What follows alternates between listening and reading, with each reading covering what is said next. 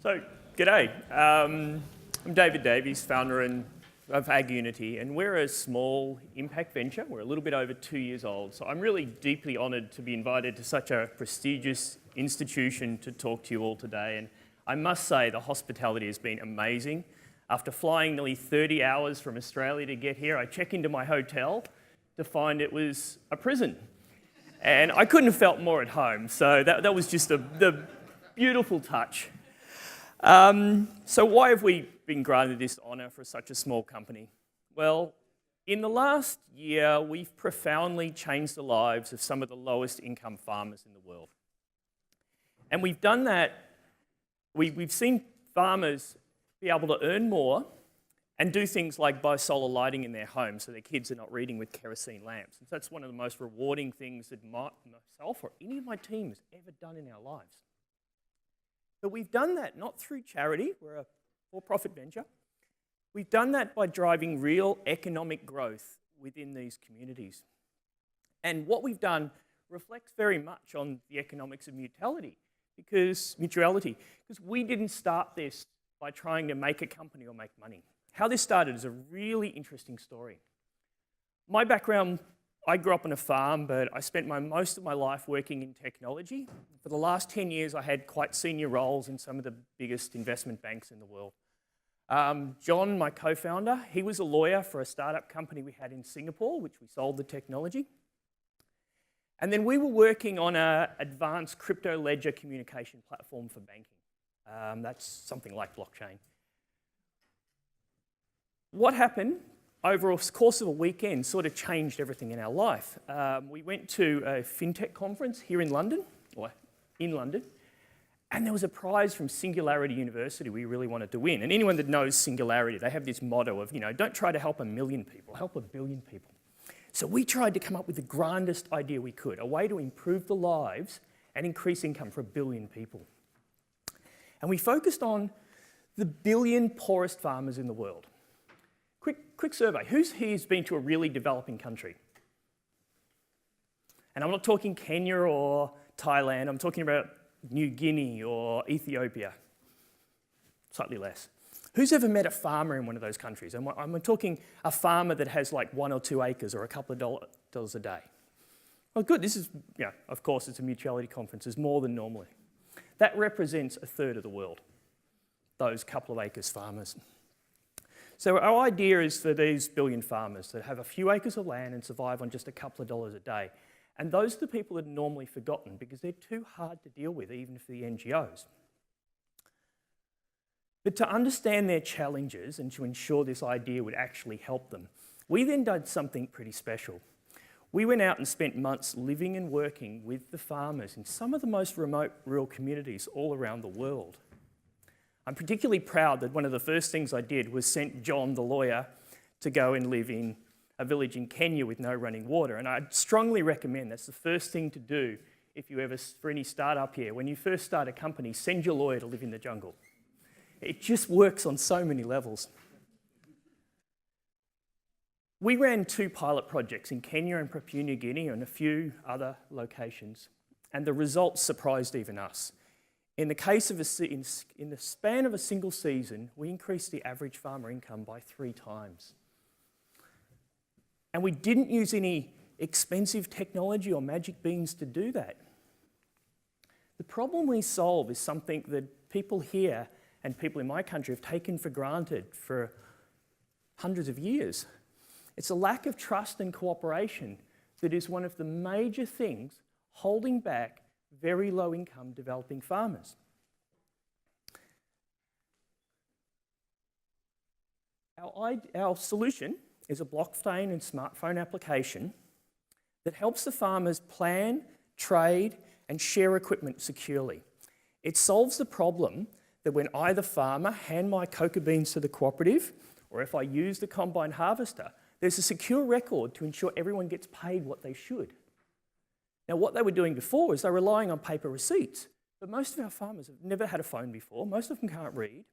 They didn't trust those paper receipt systems, and that was too easy to forge or fall apart. So they weren't collaborating and working together in cooperatives, and they weren't getting the power of working together. So our sort of system handles things like planning, trading and stuff, and it's designed, we spent many months going back and forwards with the farmers, designing an application because, again, they'd never had a phone before. So this is not like you can go to Google Labs and use normal user interface designs. You have to work with farmers, see what they do with the phone because they've got no idea how it works. You had to go back a lot of time. So we came up with an interface and some functionality that really works, that people who've never had a phone and can't read could actually use to do their transactions. And it works in very simple ways using QR codes and a few other functionality. This is Maruki. He's one of our Kenyan wheat farmers. There's commercial farms near Maruki. There's a really fertile area near Mount Kenya. Commercial farms get about 26 bags per acre. That's unheard of where I come from. I'm from a wheat farm myself. Maruki and the other farms near him, they saw this great yields that the commercial farms were getting, and they've been trying to grow wheat for decades. They were getting about 6 bags per acre. But now by getting them to cooperate to share equipment in a group, we managed to increase their yield, and ultimately we got their income up from about $300 a year up to $300 a season up to $1,000 a season. So that made an extra $1,400 a year for these farmers, which is life-changing in these small areas. Hello, my name is Eshla Rakova from Bougainville. We are working with AgUnity to set up cooperatives all over Bougainville. So as Ursula says, we're working with her to set up cocoa farmer cooperatives all along the island of Bougainville. Bougainville's a really tragic part of Papua New Guinea. It went through war and a whole lot of other, and a mine, which is probably worse than the war. We managed to get the income farmers there from about $35 a month, the ones that were harvesting, up to about $120. So again, a 3 times increase in income. And really what we've done in Bougainville is stopped waste, because they were harvesting and there was no one to buy their cocoa beans. There was no sort of reliable supply chain. So getting them into cooperative, that waste sort of went away and their income went up substantially. When we started this back at the hackathon, Gates Foundation were there and they just loved the idea, and they were the ones who originally encouraged us to do it. But we've had incredible success working with a number of the major NGOs who cooperate with us to provide the smartphones. Quick background, we get these $30 smartphones out of China. They're a really good 4G phone, dual SIM, everything. We give them to the farmers for free. It's one of the unique things we do. And we work with the NGOs because they're doing these projects, and what we deliver to the NGOs is we give them transparency on their projects.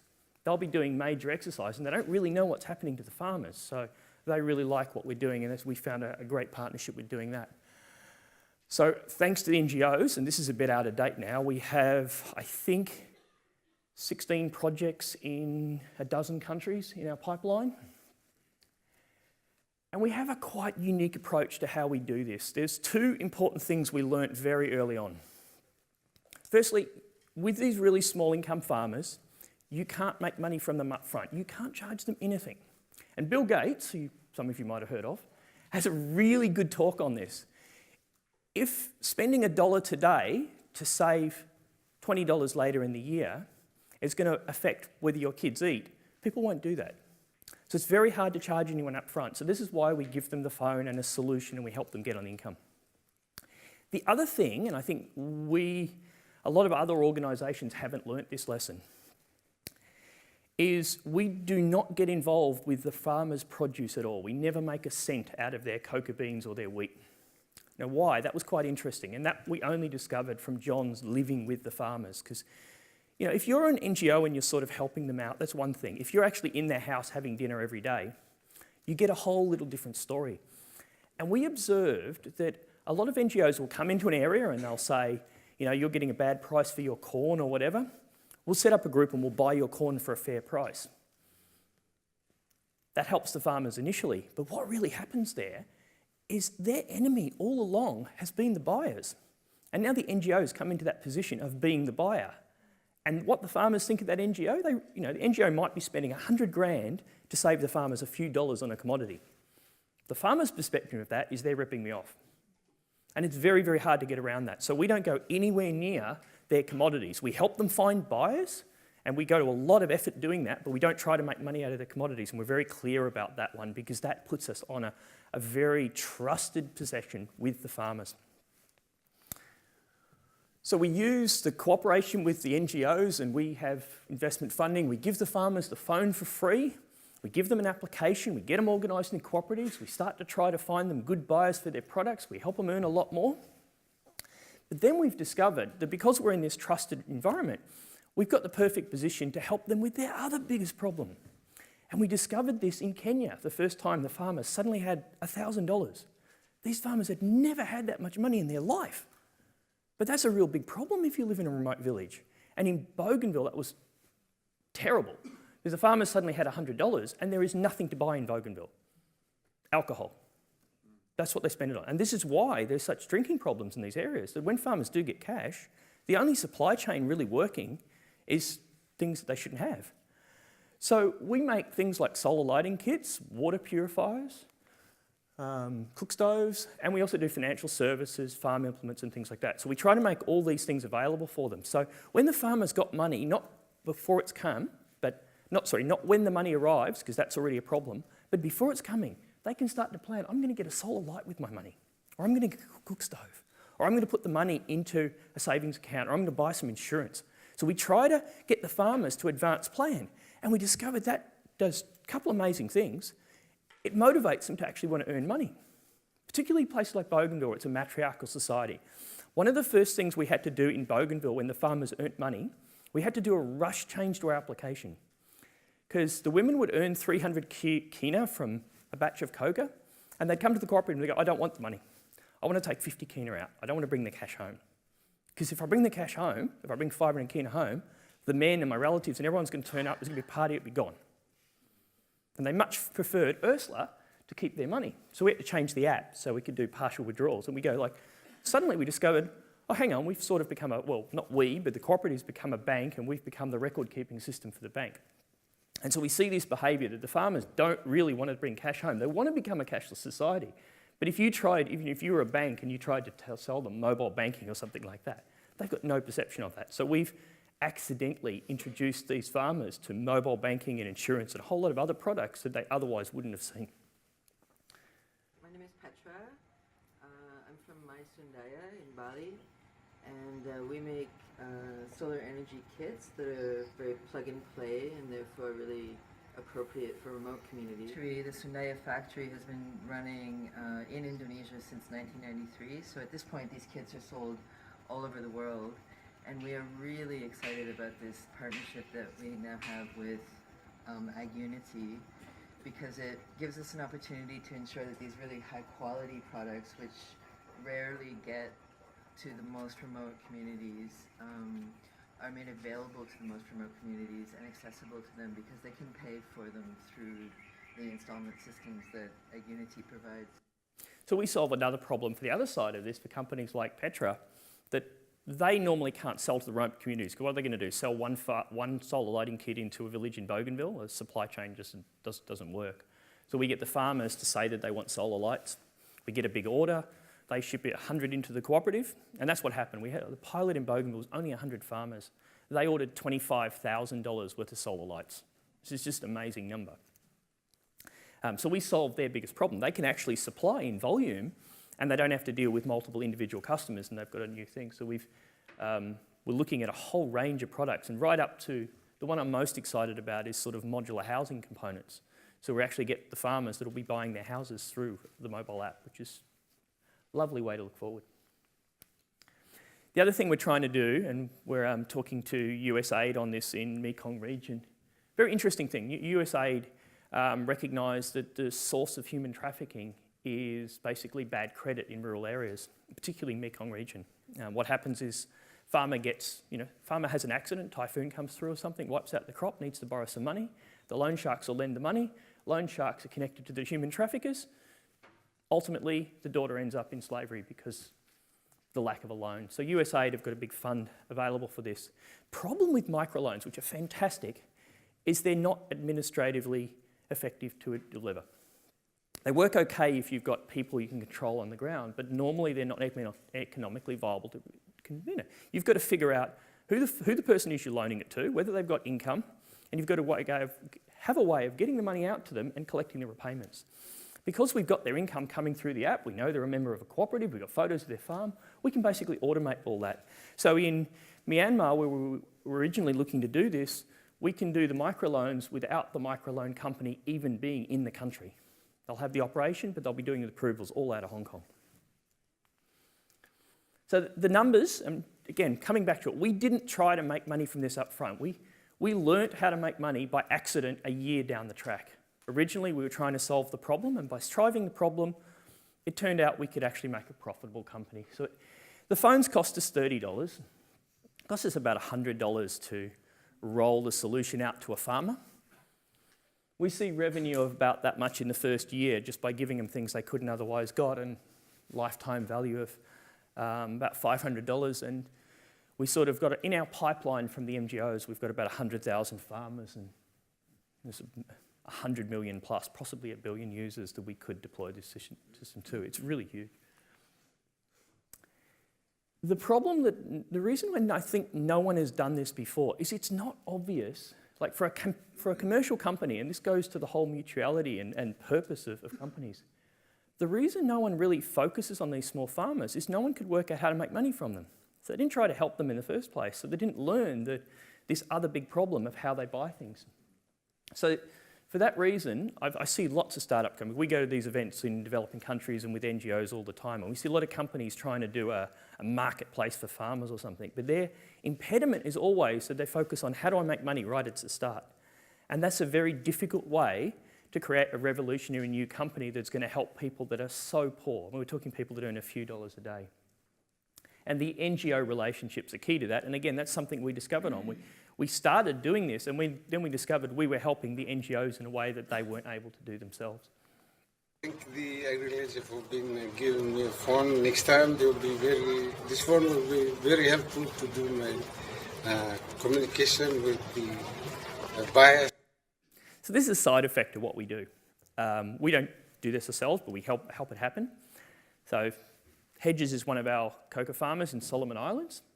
We trace the chocolate right from the point where Hedges harvests it, right the way through to this chocolate maker in Brisbane who makes individually QR-coded chocolate bars that we'll hopefully be putting in a major hotel chain. You scan the QR code, you see where your chocolate came right back to the video of the farmer that grew your cocoa. I'm growing cocoa. We're doing cocoa since 2003 when I was home 3, and I love cocoa. And so this is something I'm really excited about. We're working with Asia Development Bank with coffee. And so we're not there yet, but we will be soon. So you can go into your barista in Sydney or London, you can order a coffee and you get a QR code on your receipt. Scan the QR code and you can see the farmer that grew your coffee. Now the next thing I wanted to do, and we're working on this, we should have this operational by the end of the year, is that you can tip the farmer and the farmer can say thank you. Because we've got the phone in their hands. And the tip to that farmer, you understand the economics of coffee. Going back to the 70s and 80s, a coffee farmer got about 15% of the value of the cup of coffee in the store. That number's come down to around 3%. So we're trying to bring that back up a little bit. And that tip to the farmer is huge.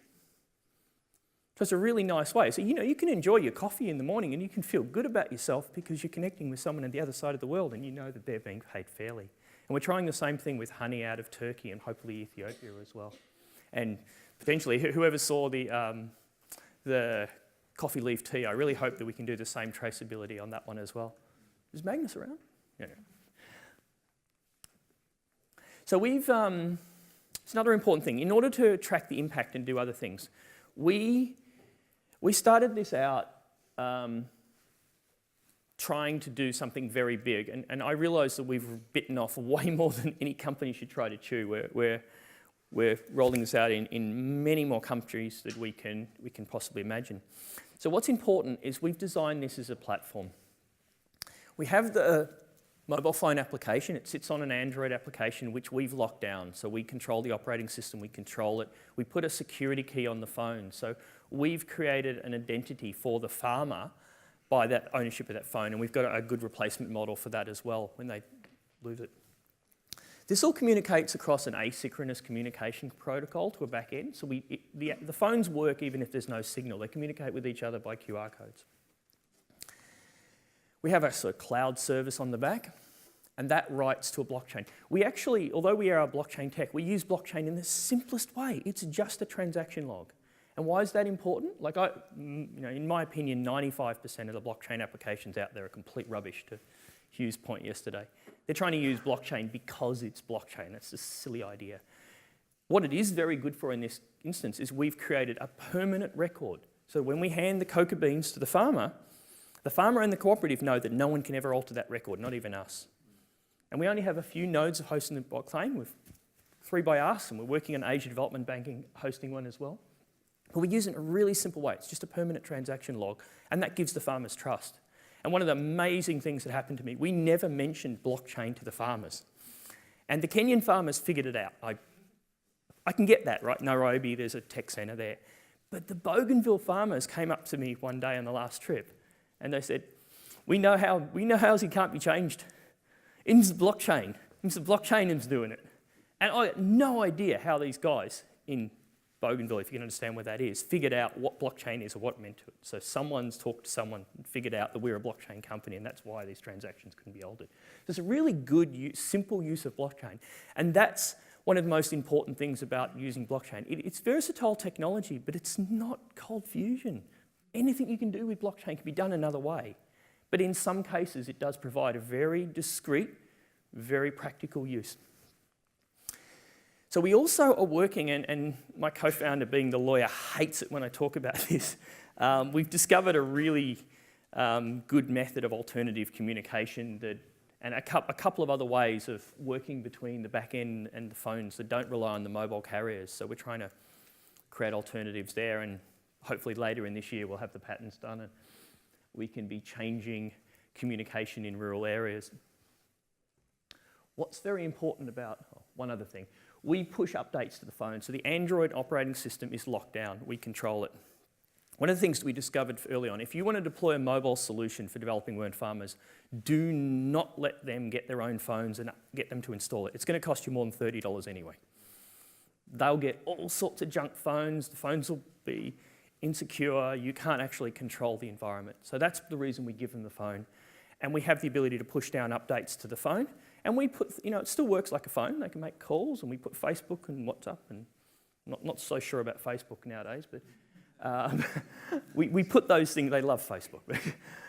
We put those things on them, so it's a usable phone, but we don't let them install other things. We completely control the platform so it's secure, because it's small money to us, but $1,000, that could devastate a farmer. So we make sure it's the most secure environment, and coming from banking, we're very knowledgeable about how to do those things. One of the things I'm very excited about, and this is how we're going to extend the platform, is we have a plug-in architecture. So AgUnity is a platform, and we're working with a couple possibilities to do hackathons where literally over the course of a weekend, we can give the stub of the application, and people can create, say, a medical advice application, or a monitoring education level application, or how much light have you got in your home application. We've got a couple of examples of this. There's a company in California that's working on a malaria and dengue tracking application. Perfect, right? We've got this in some of the really remote areas where WHO normally can't get information on when there's an outbreak. And farmers can just say, look, someone's sick, or there's a lot of mosquitoes around. Very simple information, but that provides really early warning in a country like Bougainville that there's a big outbreak this year, and they can actually do some preventing on that. And the other one, we've started working with CSR. We've got an application into Gates Foundation now to do crop disease tracking. Because again, we got the application in the hands of the farmers. Very easy for them to take a photo of a problem with a crop and have that reported. CSIRO can data mine that, and we can get indications on problems in crops. Very good for cocoa, because cocoa borer is really easy to detect, and we can start to see movement patterns of cocoa borer. So one of the things we're hoping to do is do a lot of hackathons with this, because we've been, we started a hackathon. We love that idea. But I really like the possibility that if you can do a hackathon over the course of the weekend, and you can actually come up with an idea, code it, and we can potentially deploy that within a month into the field, into really remote locations. And you can do things that are ideas that normally, the Western environment is saturated for like good business ideas. But if we can deploy that to those extra billion low-income farmers, there's a whole array of new ideas that can be deployed to them as solutions. So I'm really looking forward to extending our platform to do all sorts of things that we couldn't imagine or do ourselves through this plugin architecture. And of course, the farmers really love us. So one of the most heartwarming things is that we get to spend time with the farmers and we see incredible comments from them saying that this has been the most impactful thing that they've seen in their life. And it's not by, it's again, back to the concept of mutuality, it's not by us giving them charity, it's by us helping them to form into groups and work together as a team to improve their own lives. So thank you very much, and I'd love to hand it over to a few questions now.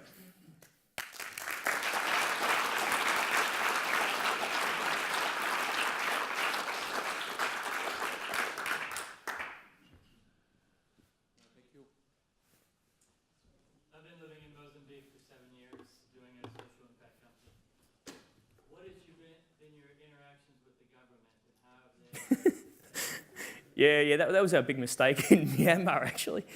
We try to avoid the government. We try to avoid the NGOs at the early stage. I mean, by genesis, we're really a startup company. We act in a very agile manner, and we find that they get in the way. What we try to do is go out into a location, do it all very quietly, get a 100-farmer pilot going, write a nice case study on it, and then go back and say, NGOs, can you help us accelerate this? NGOs are helpful with the original context, but getting the government involved is, the last thing we ever want to do. I realize you don't get involved in finding the buyers necessarily, but do you have a mechanism to vet them to make sure that they're not predatory or? We actually do get involved in helping them set up the supply chain, but again, we try not to involve ourselves in solving every problem. There are other groups that do that, and so we've got a big enough bite. So we try to find the buyers, we try to find good ones, but again, we try not to be responsible for that particular problem. We've got too much on our plate in the other area. Up the back first. Really interesting solutions, so well done. I think they're tackling a really specific need in this piece of the supply chain. The thing I'm wondering is the biggest issue that you have with smallholder farmers is indeed they're not bankable. So in order for them to become more professional, they need a facility to get credits and to become more bankable for the development banks, etc. How do you link up with that solution for them so that they just can't, they go from tracking the transaction to making them bankable and making them in a way a credit? Yeah, exactly. Well, there's two good points on that. Firstly, just by what we do, as a side effect, we're actually collecting data that makes them a bit bankable. So in areas like New Guinea, there's no real land right register to speak of. Because we've now got a photo of their farm every season, we've kind of got a good indication the farmer actually does own some land. We know that they've got income because they're bringing it into the cooperative every month.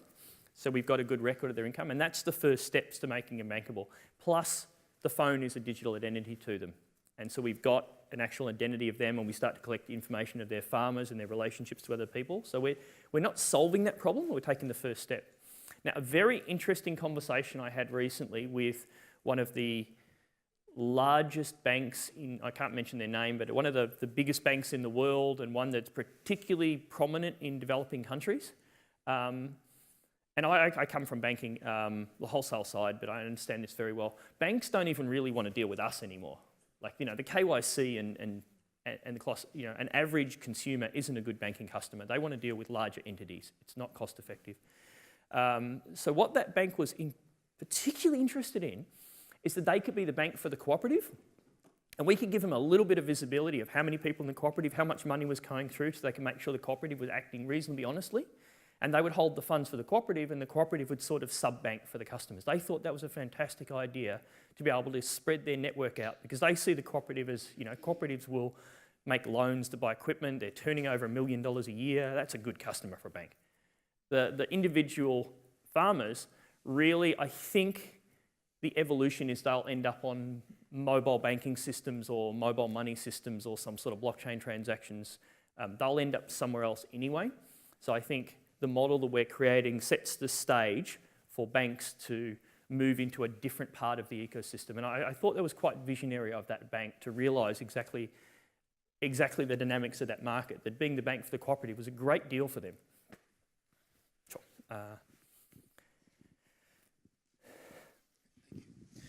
Thank you for your presentation and congratulations. This is such a great initiative.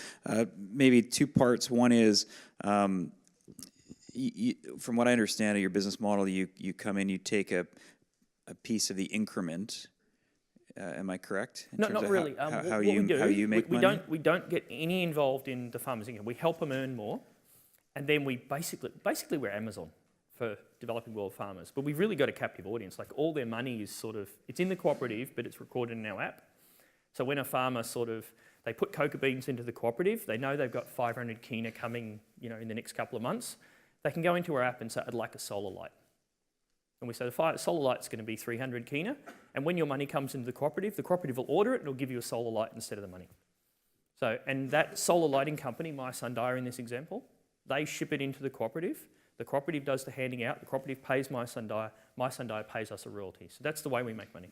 It's very sort of arm's length from all the transactions. Okay. Yeah. The other model, and we're just touching on this, is that tipping mechanism.